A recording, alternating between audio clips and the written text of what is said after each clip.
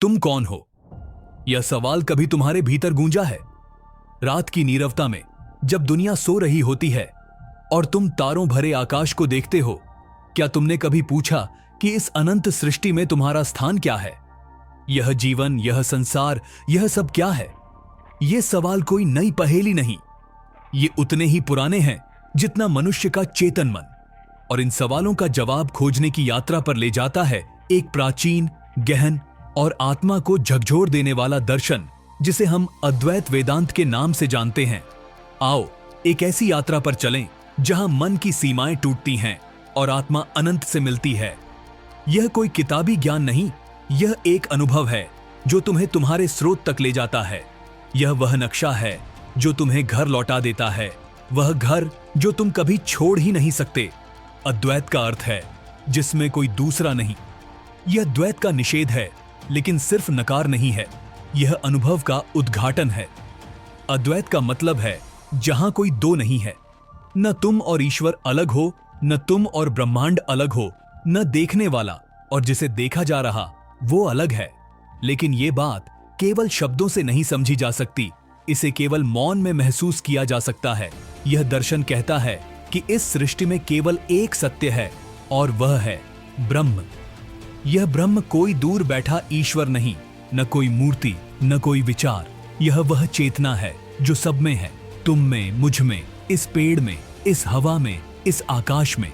सब कुछ उसी का रूप है। जीव, जगत और ईश्वर, ये तीनों अलग नहीं, एक ही हैं। क्या तुमने कभी सपना देखा है? सपने में शहर, लोग और कहानियां सच लगती हैं, पर जब तुम जागते हो क्या रहता है? केवल तुम। वही अद्वैत है। यह संसार एक सपना है और ब्रह्म वह सत्य है जो जागने पर भी रहता है। इस सपने का नाम है माया। माया वह भ्रम है जो तुम्हें अलग अलग दिखाती है, पर सत्य में सब एक है। उपनिषदों का एक महावाक्य है, तत्वमसि, यानी तुम वही हो। यह सुनकर मन चौंकता है।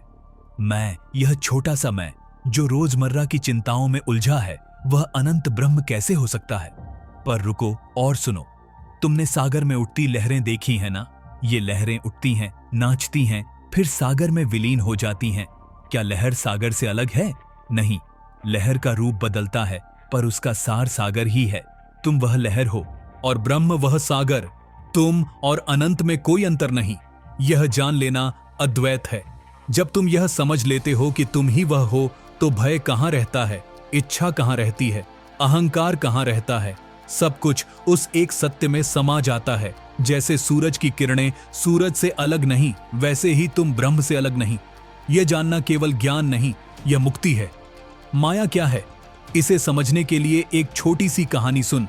अंधेरे में एक रस्सी पड़ी है, तुम उसे सांप समझकर डर जाते हो, पर जब प्रकाश पड़ता है तो क्या दिखता है? केवल रस्सी। सांप कभी था ही नहीं। यही माया है। यह संसार माया का खेल है, न पूर्ण सत्य, न पूर्ण असत्य। यह एक भ्रम है जो तुम्हें अलग अलग दिखाता है, मैं, तुम, यह, वह। पर जब आत्मज्ञान का प्रकाश जलता है तो यह भेद मिट जाता है। माया नाचती है और तुम उसके नृत्य में खो जाते हो। रुक जाओ, देखो और हंसो। यह खेल तुम्हारा ही है। माया से मुक्ति का रास्ता है विवेक। यह सत्य और असत्य को अलग करने की शक्ति है। जब तुम यह जान लेते हो कि यह संसार एक सपना है, तो तुम इसके बंधनों से मुक्त हो जाते हो। तुम खेल में शामिल हो, पर अब तुम बंधे नहीं। अद्वैत कोई किताबी दर्शन नहीं, यह एक अनुभव है। इसका मार्ग है आत्मजांच। एक सवाल पूछो, मैं कौन हूं? इस सवाल को अपने भीतर गहरे ले जाओ। मैं यह शरीर नहीं, क्योंकि शरीर बदलता है। मैं यह मन नहीं, क्योंकि मन के विचार बदलते रहते हैं, पर मैं तो वही रहता हूं। तो मैं कौन हूं? इस सवाल का जवाब शब्दों में नहीं, अनुभव में मिलता है। आदि शंकराचार्य ने विवेक चूड़ामणि में कहा, विवेक से आत्मा को जानो। पर यह कोई जटिल प्रक्रिया नहीं, यह उतना ही सरल है जितना सूरज को देखना। बस मन को शांत करो और अपने स्रोत में डूब जाओ। रोजमर्रा के जीवन में अद्वैत का अभ्यास साक्षी भाव से होता है। कर्म करो, पर यह जानते हुए कि तुम केवल साक्षी हो। जैसे नदी बहती है और किनारा उसे देखता है, तुम वह किनारा हो। कर्म करो, प्रेम करो, हंसो, रो, पर यह जानते हुए कि तुम इनसे परे हो। जब तुम अद्वैत को जीने लगते हो तो जीवन बदल जाता है, भय मिट जाता है, क्योंकि मृत्यु का भय उसका होता है जो अपने को अलग मानता है।